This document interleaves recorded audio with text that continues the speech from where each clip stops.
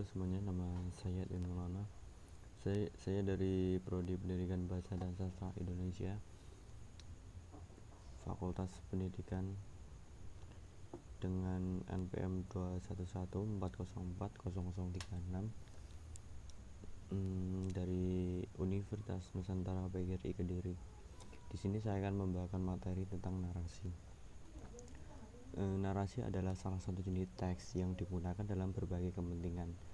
Narasi kerap kita temukan dalam tulisan seperti novel, cerpen, naskah drama, hingga karya ilmiah. Narasi adalah bagian dari bercerita secara runut. Berikut ini adalah pengertian narasi. Narasi berasal dari kata kerja Latin yaitu narrare, yang berarti mengatakan. Kata ini berasal dari kata sifat generus yang berarti mengetahui atau terampil. Narasi adalah sebuah teks yang berisi runtutan peristiwa berdasarkan urutan waktu. Narasi bisa ditemukan dalam semua bentuk kreativitas manusia, berupa seni dan hiburan. Ini termasuk pidato, sastra, teater, musik, dan lagu, komik, jurnalisme, film, televisi, video yang berupa video game, radio, rekreasi, dan pertunjukan. Beberapa lukisan seni, pahat, menggambarkan fotografi, dan seni visual lainnya. Berikut ini adalah pengertian narasi menurut para ahli.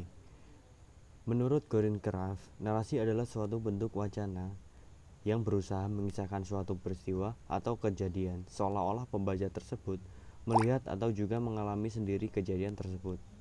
Narasi adalah suatu teks yang mengisahkan suatu kehidupan yang secara dinamis di dalam suatu rangkaian waktu. Tujuan narasi adalah untuk menyampaikan atau membagikan suatu informasi sehingga akan memperluas pengetahuan atau wawasan audiens. Narasi juga bertujuan untuk membagikan atau menyampaikan suatu pengalaman supaya para pembaca turut merasakan pengalaman tersebut. Berikut ini adalah unsur-unsur narasi. Unsur-unsur narasi adalah segala hal yang membentuk teks narasi menjadi sebuah tulisan yang bisa dipahami jalan peristiwanya. Unsur-unsur narasi tersebut sebagai berikut ini adalah: yang pertama adalah plot. Plot adalah rangkaian peristiwa yang terjadi dalam sebuah cerita. Yang kedua itu adalah setting. Setting adalah lokasi kejadian dalam waktu dan tempat. Di dalam narasi, kita seringkali menjumpai lokasi kejadian dan waktu maupun tempat. Yang ketiga yaitu karakter. Karakter adalah orang-orang dalam cerita yang menggerakkan plot, dipengaruhi oleh plot, atau bahkan mungkin penonton plot. Yang selanjutnya yaitu ada konflik. Konflik adalah masalah yang sedang diselesaikan. Plot membutuhkan momen ketegangan yang melibatkan beberapa kesulitan yang membutuhkan resolusi. Yang terakhir yaitu tema. Unsur yang paling penting yang tidak eksplisit ini adalah tema. Tema ini menyakup apa moral dari cerita dan apa yang menulis yang ingin pembaca pahami. Yang selanjutnya yaitu ada struktur narasi. Selain unsur, bagian lain dalam narasi yang penting adalah struktur. Struktur ini membangun sebuah teks narasi. Di antara struktur narasi ini adalah: yang pertama ada pengenalan. Bagian ini berisi tentang pengenalan tokoh, latar belakang, dan suasana. Yang kedua ada awal pertikaian atau bisa disebut dengan konflik. Bagian ini berisi mengenai masalah awal yang ditampilkan oleh pengarang. Yang selanjutnya itu ada klimaks. Bagian klimaks berisi pucuk pertikaian yang menggambarkan konflik utama atau juga inti cerita. Yang terakhir itu ada penyelesaian. Pada bagian penyelesaian, penulis akan memberikan penyelesaian dari masalah yang terjadi dalam suatu cerita sekaligus mengidentifikasikan akhir kisah. Yang selanjutnya itu ada struktur narasi. Yang pertama itu narasi adalah bentuk tulisan yang menceritakan sebuah cerita.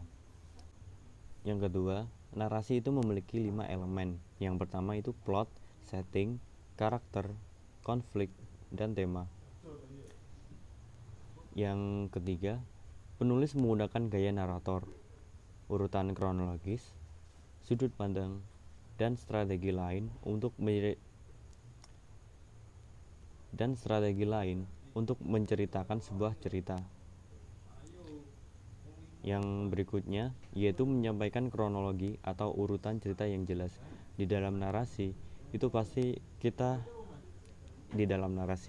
kita juga bisa melihat struktur atau cerita yang sangat jelas atau tersusun sangat rapi, sehingga kita para pembaca dimudahkan untuk membaca teks narasi tersebut.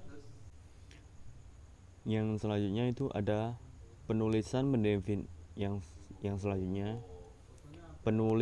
mendefinisikan ruang dan waktu dalam narasi deskriptif dan bagaimana mereka memilih untuk mendefinisikan karakteristik tersebut dalam menyampaikan suasana hati atau nada tertentu. Yang terakhir yaitu narasi dapat disajikan melalui urutan kata-kata tulis atau lisan, gambar diam atau bergerak atau kombinasi dari semuanya. Yang terakhir ini kita memiliki jenis-jenis narasi. Yang pertama itu ada narasi informatif. Narasi informatif merupakan narasi yang memiliki tujuan memberikan informasi yang akurat mengenai suatu peristiwa untuk dapat memperluas pengetahuan orang mengenai sebuah cerita. Yang kedua itu ada narasi ekspositorik. Narasi ekspositorik adalah jenis narasi yang memberikan informasi secara akurat sesuai fakta yang mengenai suatu peristiwa yang dialami oleh seorang tersebut. Biasanya dalam narasi ini pelaku di dalam teks narasi diceritakan mulai dari masa kecil hingga sekarang sampai akhir hidupnya. Yang selanjutnya itu ada narasi artistik. Narasi artistik ini merupakan jenis narasi yang berupaya untuk bisa memberikan tujuan dan makna tertentu dengan mengirimkan pesan terselubung kepada pembaca, sehingga pembaca seperti sedang melihat langsung. Ketentuannya menyangkut ke penggunaan bahasa yang logis, berdasarkan fakta, dan tidak memberikan unsur sugestif. Yang terakhir ini ada unsur narasi sugestif. Narasi sugestif adalah narasi yang menceritakan dari hasil rekaan, imajinasi, atau khayalan penulis yang fiktif.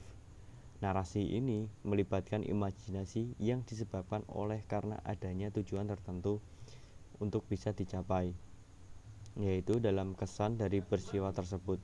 Narasi ini juga disebut dengan narasi fiktif. Ya, sekian dari saya.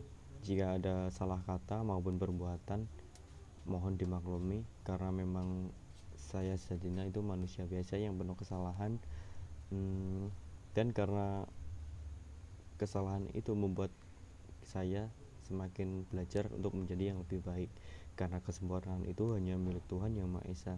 Sekian dari saya Dimnolana. Assalamualaikum warahmatullahi wabarakatuh.